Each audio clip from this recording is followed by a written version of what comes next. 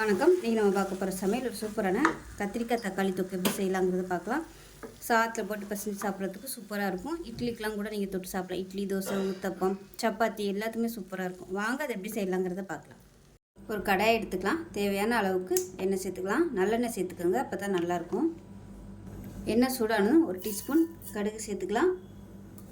ஒரு 2 வெந்தயம் சேர்த்துக்கலாம்.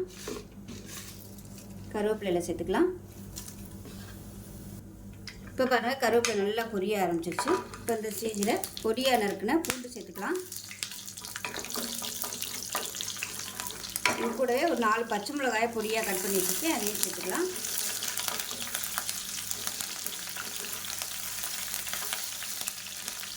பொடியாக நறுக்குன வெங்காயம் ஒரு கையளவுக்கு சேர்த்துக்கலாம்.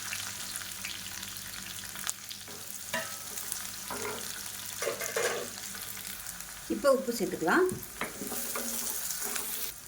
இப்போ பாருங்கள், வெங்காயம் நல்லா வதங்கிடுச்சு. இந்த ஸ்டேஜில் காரத்துக்கு ஏற்ற மாதிரி மிளகாத்தூள் சேர்த்துக்கலாம். 1 டேபிள் ஸ்பூன் அளவுக்கு சேர்த்துருக்கேன்.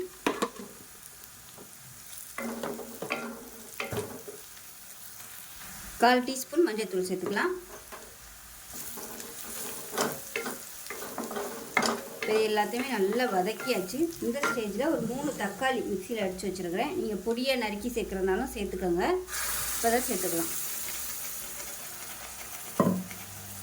சேர்த்துட்டு அடுப்பு நல்லா மீடியத்தில் வச்சுக்கோங்க. நல்லா எண்ணெய் பிரிஞ்சு தொக்கு மாதிரி வரட்டும். இப்போ தக்காளி நல்லா வதங்க ஆரம்பிச்சிருச்சு. இந்த ஸ்டேஜில் 1/4 கிலோ அளவுக்கு கத்திரிக்காய் சேர்த்துக்கலாம். நல்லா பொடியாக கட் பண்ணிவிட்டு சேர்த்துருக்கேன். இப்போ கத்திரிக்காயும் சேர்த்து நல்லா வதக்கி விட்டுக்கலாம். கத்திரிக்காய் சேர்த்து நல்லா கொதிக்க ஆரம்பிச்சிருச்சு. இந்த ஸ்டேஜில் ஒரு சின்னதாக நெல்லிக்காய் சைஸுக்கு புளி கரைச்சி புளி தண்ணியை சேர்த்துக்கலாம். இப்போ மூடி வச்சிடலாம். இப்போ எப்படி இருக்குன்னு பார்க்கலாம். இப்போ நல்லா ட்ரை ஆகி வந்துருச்சு. இப்போ இதில் 1 டீஸ்பூன் போல் கடுகு வெந்தயம் பொடிச்ச பொடியை சேர்த்துக்கலாம். அதாவது கடுகு 1 பங்கு எடுத்திங்கன்னா வெந்தயம் 1/4 பங்கு அளவு எடுத்துக்கோங்க. இதை நல்லா கலந்து விட்டுடலாம். ஒரு மேஷர் இருந்துச்சுன்னா கூட நீங்கள் இதை வச்சு இந்த கத்திரிக்காயெல்லாம் நல்லா மசிச்சு விட்டிங்கன்னா கூட தொக்கு சூப்பராக இருக்கும். இப்போ நான் வந்து மேஷர் எடுத்து மசிச்சு விட்றேன். இப்போ இந்த கத்திரிக்காயெல்லாம் லைட்டாக அப்படி ப்ரெஸ் பண்ணி விட்டிங்கன்னா தொக்கு வந்து நல்லாயிருக்கும். சாதத்தில் போட்டு அப்படியே பிசைஞ்சு சாப்பிட்லாம். இந்த தக்காளியோடு சேர்த்து இந்த கத்திரிக்காயையும் சேர்த்து சாப்பிடும்போது டேஸ்ட் நல்லாயிருக்கும். இன்னும் நல்லா பொடியாக கட் பண்ணிங்கன்னா சீக்கிரமாகவே குழஞ்சிரும். அவ்வளோதான். இப்போ நல்லா மிக்ஸ் பண்ணி விட்டுக்கலாம். இன்னும் கொஞ்சம் நேரம் அப்படியே அடுப்பில் இருக்கட்டும். உப்பு கம்மியாக இருக்குது, உப்பு கொஞ்சம் சேர்த்துக்கலாம். இட்லி தோசைக்கெலாம் கூட இதை வந்து தொட்டுக்கலாம், நல்லாயிருக்கும்.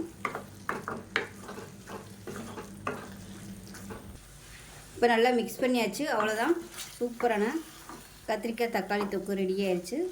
இட்லி, தோசை, சாதம் எல்லாத்துக்குமே சூப்பராக இருக்கும். செஞ்சு பாருங்கள். செஞ்சு பார்த்து எப்படி இருந்துச்சுங்கிறத சொல்லுங்கள். வீடியோ பிடிச்சினா லைக் பண்ணுங்கள், கமெண்ட் பண்ணுங்கள், சேனலை சப்ஸ்கிரைப் பண்ணுங்கள், பக்கத்தில் பெல் பட்டனையும் ப்ரெஸ் பண்ணுங்கள். நன்றி.